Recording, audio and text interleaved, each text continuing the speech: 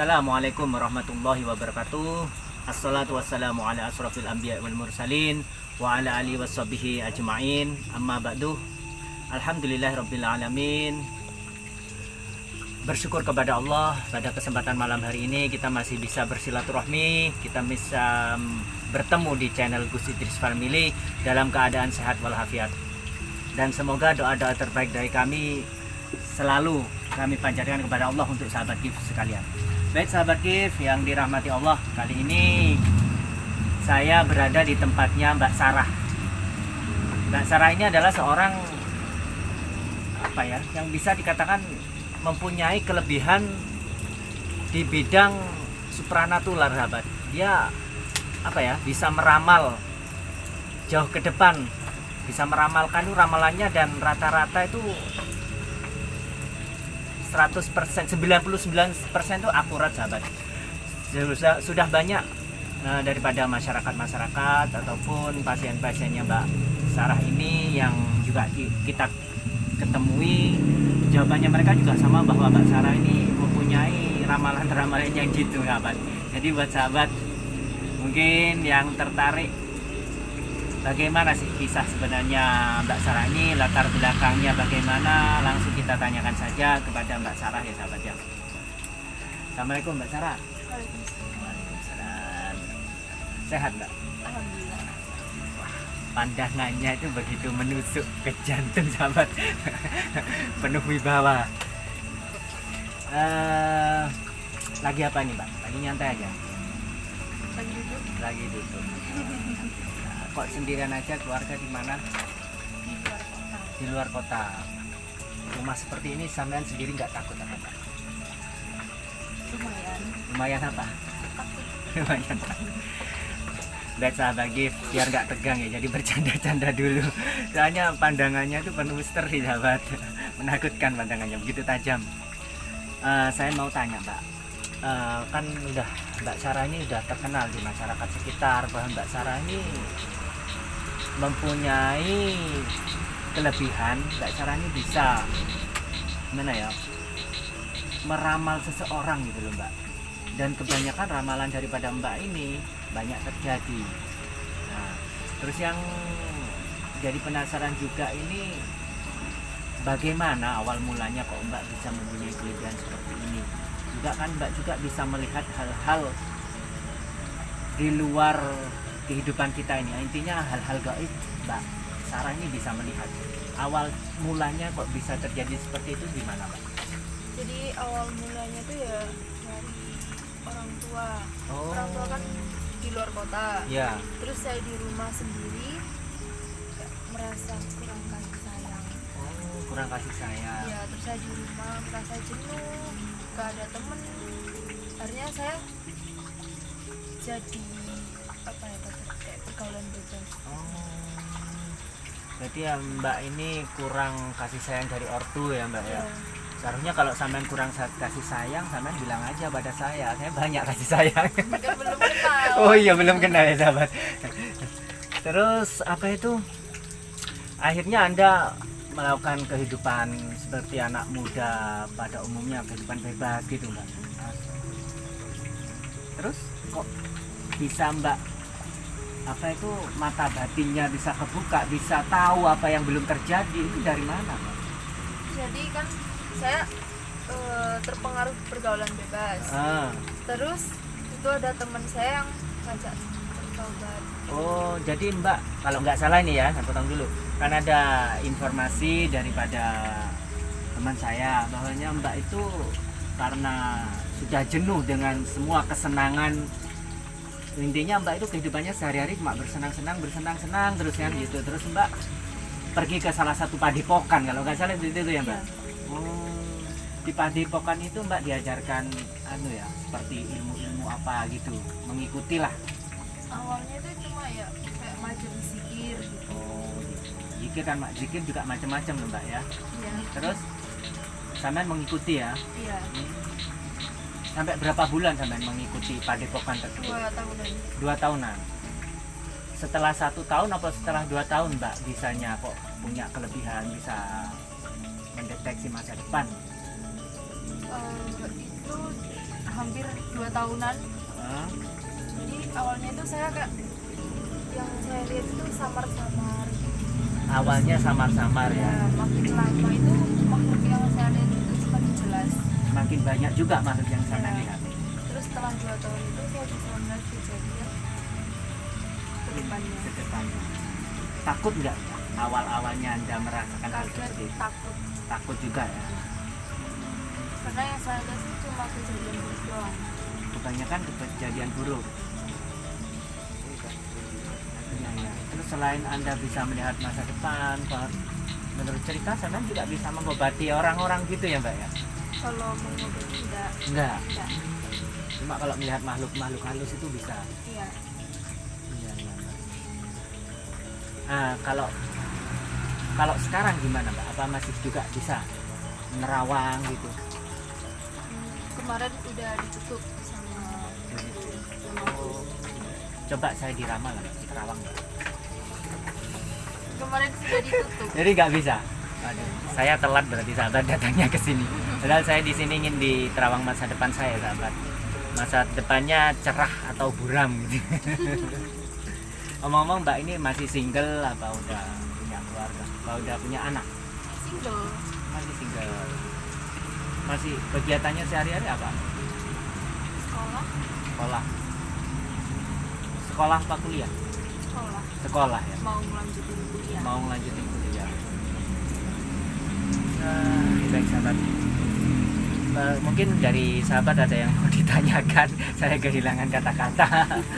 Ya, tapi setelah ditutup ini apa yang sampean rasakan setelah cakranya ditutup? Merasa lebih nyaman. Lebih nyaman ya. Karena kayak apa ya? Saya merasa terganggu aja. Selalu melihat kejadian buruk gitu. Selalu melihat kejadian buruk. Di awal-awal itu sebelum ketemu sama Gus Idris itu Mbak, banyak ya yang menanyakan ke sampean tentang masa depannya Banyak. gitu. Banyak. Lumayan banyak ya. Tapi kan waktu itu kayaknya setelah waktu ketemu sama Gus Idris dan sampean di Rukiah ya Mbak ya. Apa yang sampean rasakan ini Mbak? Berat aja. Berat aja. Kan sampean awalnya kayak meronta-ronta itu. Kayak gimana ya? Kayak kesurupan kan, kayak kesurupan. Karena mungkin sampai itu siapa itu teman saya, Ryan. Akhirnya teman Ryan kesurupan juga gitu, dimasukkan ke Ryan. Ternyata selama ini sampeyan itu didampingi oleh sesosok jin, Mbak. Jadi sampeyan bisa melihat hal-hal gaib, sampeyan bisa melihat apa yang belum terjadi di masa depan, sampeyan bisa lihat ternyata itu adalah tipu daya daripada jin, Mbak. Jadi bukan murni dari dalam diri sampean sendiri. Intinya karena di diri sampean ada jin yang mempunyai kemampuan seperti itu, maka sampean bisa melihat hal-hal gaib. Sampean juga bisa melihat apa-apa di masa depan yang belum terjadi. Seperti itu, Mbak. Ya Allah. Suaranya pecah. Jangan ngelamun, Mbak. Nanti sampean kalau ngelamun, kalau sampean sering kosong pikirannya, makhluk-makhluk yang sering ganggu sampean akan sering mengganggu lagi gitu loh. Jadi jangan sering ngelamun. Sahabat, kok sepertinya pandangannya Mbak Sarah ini kok berubah ya? Coba lah sampean zoom, sahabat. Kamera sampean zoom.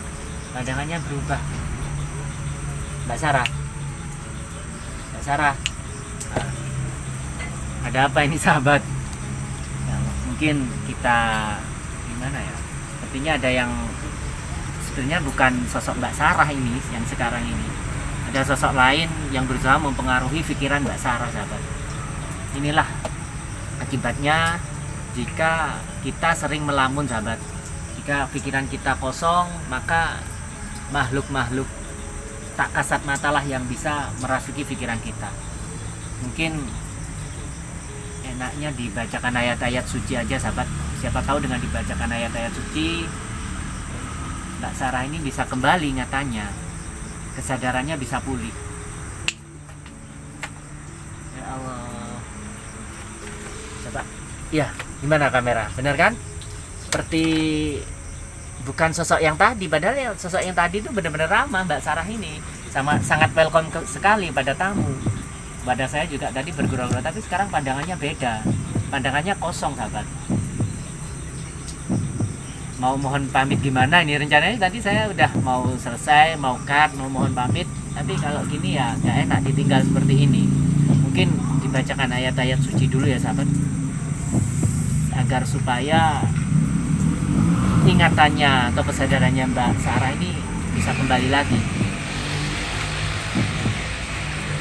A'udzu billahi minasyaitonir rajim. Bismillahirrahmanirrahim. Alhamdulillahi rabbil alamin. Ar-Rahmanir Rahim. Maliki yaumiddin. Iyyaka na'budu wa iyyaka nasta'in. Ihdinas siratal mustaqim. Siratal ladzina an'amta 'alaihim ghairil maghdubi 'alaihim waladdallin.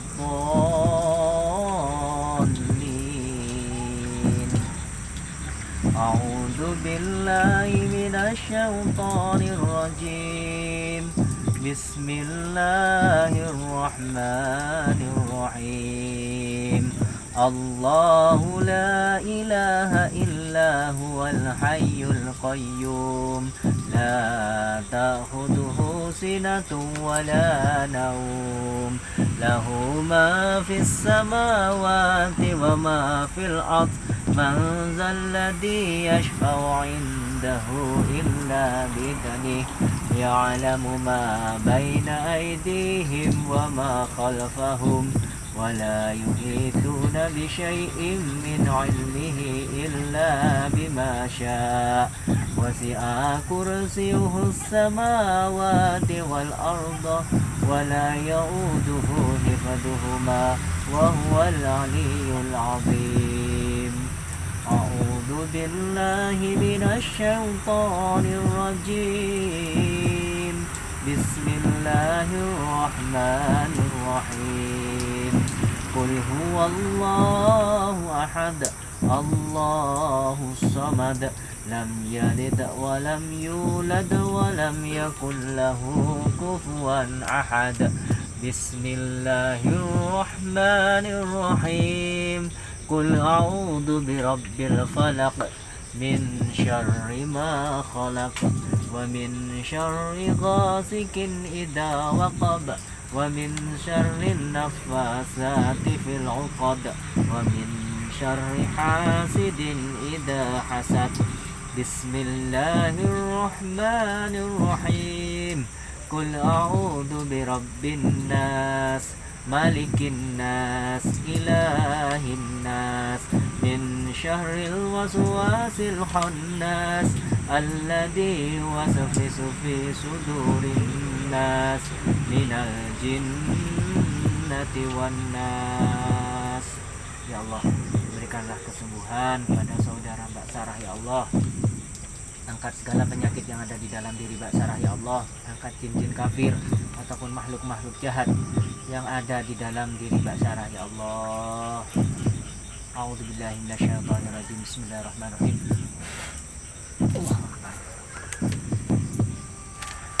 Kenapa Mbak? Kenapa? Kenapa? Tadi sampai itu kok tiba-tiba ngeblank itu kenapa? Masa gak sadar Ramen tadi?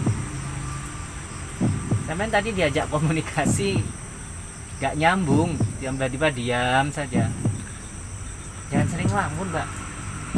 Ramen kalau sering ngelamun ini gampang dirasuki makhluk-makhluk halus gitu. Gimana sekarang? Masih pusing? Pusing? Dikit. Jangan gini Mbak. Kita itu usahakan jangan putus untuk selalu zikir. Zikir sama sholawat. Mungkin Mbak Sarah ini perlu adaptasi dari yang sebelumnya serba tahu, serba bisa, dan sekarang kan nggak tahu apa yang terjadi masa depan, kan nggak tahu gitu loh Mbak. Jadi Mbak Sarah perlu adaptasi. Jadi masih gampang gini. Apa itu pikirannya itu masih gampang galau gitu, masih kacau. Tapi nggak apa-apa. Dan perlu Mbak Sarah ketahui juga sebenarnya yang Mbak Sarah alami sebelum ini, yang Mbak Sarah bisa membaca di masa depan, sebenarnya itu adalah tipu daya iblis, Mbak.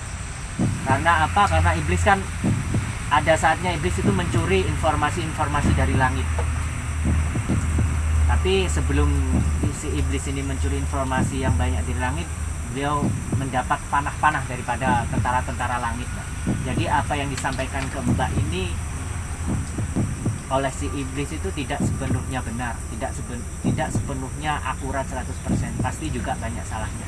Jadi alhamdulillah Mbak kemarin udah ketemu sama Gus Idris sama timnya, sehingga Mbak di ruqyah juga kan, Mbak diberi masukan oleh Gus Idris, sehingga itu bisa menjadi pegangan Mbak untuk kedepannya. Dan pesan saya juga untuk kedepannya, Mbak jangan suka ngelamun, tingkatkan ibadah Mbak, tingkatkan hubungannya Mbak sama Allah. Mbak Muslim kan ya? Iya. Tingkatkan hubungannya Mbak sama Allah, kenali Allah, selalu dekati Allah. Insya Allah hal-hal yang negatif tidak akan mendekati Mbak. Dan juga sholawat Mbak yang paling penting. Sholawat sampai terus zikirkan. Sholawat yang paling mudah, yang pendek adalah sholawat Jibril, Sallallahu alaihi Muhammad, Sallallahu alaihi Muhammad. Sampai terus dawamkan itu, karena sholawat adalah amalan yang pasti diterima Mbak oleh Gusti Allah, pasti diterima. Dengan sampean banyak bersolawat, insya Allah sampean akan dituntun, rohani sampean akan dituntun ke orang-orang yang ahli sholawat, dituntun ke jalan yang benar. Mungkin itu saja pesan dari saya Mbak. Bukan saya maksud menggurui atau merasa lebih pintar dari sampean, karena sesama Muslim kita harus saling mengingatkan dan saling tolong menolong. Kurang lebihnya saya mohon maaf pada Mbak Sarah bila ada kata-kata ataupun tingkah laku saya yang kurang berkenan. Kalau ada waktu silakan main ke pondok Mbak ya, biar tetap boleh, biar tetap terjalin silaturahmi. Baik sahabat, mungkin cukup sekian yang bisa kita laporkan pada malam hari ini. Saya Kang Fajar Suharyanto Al-Fakir, Kang Fajar Suharyanto dan Mbak Sarah. Mohon maaf bila ada salah kata ataupun tingkah laku yang kurang berkenan. Wabillahi taufiq wal hidayah. Wassalamualaikum warahmatullahi taala wabarakatuh.